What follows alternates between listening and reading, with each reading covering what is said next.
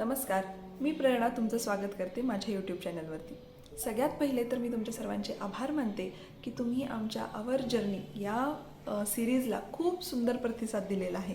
आणि याच व्हिडिओंच्या मध्ये जे काही कमेंट्स आल्या होत्या त्या जेव्हा मी पर्सनली गो थ्रू करत होते, कारण मी असा खूप प्रयत्न केला की सर्वांना मी रिप्लाय करेन, जेन्युइन रिप्लाय करेन, आणि त्याच्यातूनच मी काही पॉईंट्स नोट डाऊन करून घेतले होते. आणि त्याच्यामध्ये एक पहिला मुद्दा जो मला असं वाटला की जो आपण ॲड्रेस करायला पाहिजे तो होता की म्हणजे मला एक प्रश्न विचारण्यात आला होता की म्हणजे मॅडम तुम्ही जॉब सोडला तर तो कसा, म्हणजे तुम्ही तिथंपर्यंत कसे पोचलात, तुम्ही कसे रेडी झालात जॉब सोडायला. त्यासाठी मी हे सांगू इच्छिते की मी जवळपास 10 वर्ष जॉब केलेला आहे. म्हणजे मी 2012 ते 2022 या पिरियडमध्ये मी जॉब केलेला आहे.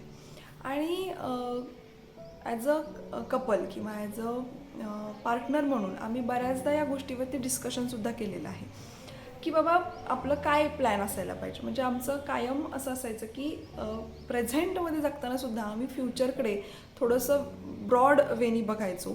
का तर कुठेतरी आम्हाला हे माहिती होतं की आज ना उद्या प्रमोदला एखादी पोस्ट मिळेल, तर त्याच्यानंतर आपला काय डिसिजन असायला पाहिजे. इनिशियली जेव्हा मी जॉब करत होते तेव्हा घराची जबाबदारी मी घेतली होती. आता त्याचा टर्न आहे, तर असं नाही की म्हणजे मी जबाबदारी झटकते, पण एक असं होतं की मला आता 10 वर्ष जॉब केल्यामुळे मला कुठेतरी हे माहिती आहे की बाबा कॉर्पोरेट लाईफमध्ये किंवा कुठल्याही जॉबमध्ये एक मेंटल प्रेशर जे असतं ते कितीही नाही म्हटलं तरी ते घरापर्यंत येत असतं. तर आमचं असंच आधीपासूनच असं ठरलं होतं की जेव्हा तो एखादा पद सांभाळेल तेव्हा मी स्वतःहून बॅकफूटवरती येईल. आणि हा कुठेतरी माझा स्वतःचा पर्सनल डिसिजन होता. आणि याच्यामागे सगळ्यात महत्त्वाचं कारण होतं ते म्हणजे ओवी. कारण ओवी माझ्यासाठी फर्स्ट प्रायोरिटी आहे. जसं मी आधीसुद्धा बोलले होते की म्हणजे अगदी ती लहान असल्यापासून तिला बऱ्याचदा आम्हाला दोघांना सोडून राहावं लागलेलं आहे आणि कुठंतरी ते मला खूप खटकायचं. तर याचं सगळ्यात महत्त्वाचं कारण म्हणजे आम्ही लहान होतो, म्हणजे मी, माझा भाऊ, माझी बहीण, आम्ही जेव्हा लहान होतो तेव्हा मला असं आठवतं की माझी आई माझ्यासाठी एव्हरी टाईम अवेलेबल असायची. पण तेच मी जेव्हा ओवीच्या बाबतीत बघायचे तर प्रमोद तर नसायचाच, पण माझंसुद्धा ऑफिसचं वर्कचं नेचर असं असल्यामुळे मला तिला बऱ्याचदा वेळ नाही द्यायला जमायचा. किंवा बऱ्याचदा असं व्हायचं की माझ्या मीटिंग्स राहायच्या, मी वर्क फ्रॉम होम करायचे आणि मी दार लावून घ्यायचे आणि ती दाराच्या बाहेर रडत राहायची, पण मी काहीच करू शकत नव्हते. तर कुठंतरी मला त्या गोष्टी खूप म्हणजे मनामध्ये राहिलेल्यासुद्धा होत्या. पण हे एक वन ऑफ द रिझन आहे. पण माझं मेन हेच होतं की ओवी ही आपली फर्स्ट प्रायोरिटी आहे. आणि आता जसं तुम्ही बघताय की प्रमोदने DYSP जॉईन केलेली आहे. ट्रेनिंगचं नेचर पण इतकं टफ आहे की म्हणजे त्याला आत्तासुद्धा आमच्यासाठी वेळ नाही काढता येत आहे, म्हणजे त्याची इच्छा जरी असली तरीसुद्धा.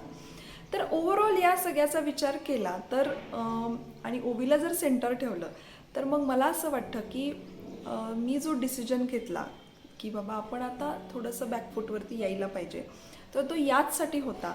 कारण एव्हरी टाईम आपण प्रत्येकाला आपलं बाळ सांभाळण्यासाठी अवेलेबल नाही करू शकत. आणि कुठेतरी मलासुद्धा म्हणजे इतकं कंटिन्युअस 10 वर्ष जॉब केल्यानंतर मलासुद्धा पर्सनली कुठेतरी एक ब्रेक हवा होता.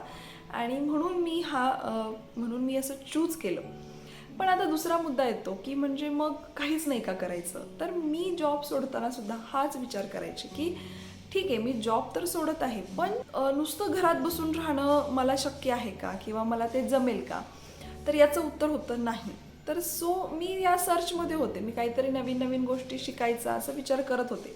आणि हे करता करताच मला मी खरंच खूप आभारी आहे या सगळ्याची की मला हे यूट्यूब हे मिळालं. याच्यातून भलेही मला माहीत नाही माझा इन्कम किती होईल, I am not sure about that, पण माझ्या काही स्किल ज्या आहेत त्या मी स्वतः रिप्रेझेंट करू शकते. माझा जो स्वतःचा टाईम आहे तो मी व्यवस्थित युटिलाइज करून या गोष्टी म्हणजे घर सांभाळून, माझ्या मुलगीला सांभाळून मी जर हे करत असेल तर मला खरंच कुठेतरी एक सॅटिस्फॅक्शन वाटतं की बाबा येस, माझे जे काही स्किल्स आहेत, जे काही सॉफ्ट स्किल आहेत ते काही वाया तर जात नाही आहेत आणि आय एम डुईंग समथिंग. तर मला असंच वाटतं की जेव्हा तुम्ही एखादी गोष्ट सोडत आहात, एका फेजमधून दुसऱ्या फेजमध्ये जात आहात, तर तुमचे जे काही स्किल्स असतात ते तुम्हाला कॅरी करावेच लागतात, जेणेकरून तुम्हाला स्वतःला सुद्धा असं कुठं फिलिंग नाही येत की बाबा मी काहीच नाही करत. कारण प्रत्येक वेळी पैसा कमवणं, जसं मी मागे एकदा व्हिडिओमध्ये बोलले होते की पैसा कमवणं हेच अल्टिमेट असू नये आपल्या आयुष्यामध्ये. आपला आनंद, आपल्याला काय वाटतं, म्हणजे हे जे चाललं आहे सायकल, याच्यामध्ये मी समाधानी आहे का, हा प्रश्न आपण स्वतःला विचारला पाहिजे. आणि तो मी स्वतःला विचारल्यानंतर माझ्या मनातून आपसूक येस हेच उत्तर येतं. सो मी या फेजमध्ये हॅप्पी आहे. आणि तिसरी महत्त्वाची गोष्ट म्हणजे कसं असतं, आपल्या समाजामध्ये अजूनही स्त्रीकडे बघताना एक वेगळ्या नजरेनंच बघितलं जातं, की जसं की म्हणजे ती जर घरात राहत असेल तर ती काही कामाची नाही, असं आपल्याकडे बोललं जातं किंवा हे असं आहे अजूनही. तर याच्यामध्ये मला असं वाटतं की आपल्या पार्टनरचा खूप महत्त्वाचा रोल असतो, की तो आपल्याला कसा ट्रीट करतोय. म्हणजे मला असं म्हणायचं की जगात कोणी काही बोलू दे, पण आपला जो पार्टनर आहे तो जर आपल्याला या गोष्टीमुळे तोलत नसेल, या गोष्टीमुळे जर आपल्याला बोलत नसेल, तर खरंच आणखी आपल्याला आयुष्यामध्ये काय हवं. आणि मला असं वाटतं की म्हणजे प्रमोद ॲज अ पार्टनर म्हणजे जसा तो इतर गोष्टींमध्ये बेस्ट आहे, तसा तो ॲज अ पार्टनर म्हणून सुद्धा खूप बेस्ट आहे.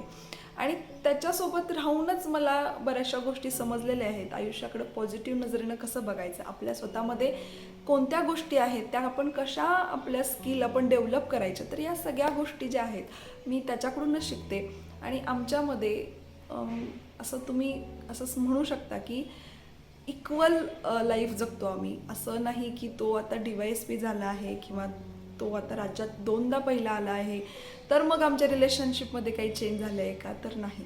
आम्ही जसे आधी होतो तसेच आत्ताही आहे. आणि मला असं वाटतं की जॉब सोडतानासुद्धा मला कुठेतरी अजिबात त्रास नाही झाला, त्याच्यामागे हे सुद्धा एक खूप महत्त्वाचं कारण आहे. तर मला असं वाटतं की मी या प्रश्नाचं उत्तर दिलेलं आहे. तुम्हाला काय वाटतं ते तुम्ही नक्की कमेंटमध्ये शेअर करा.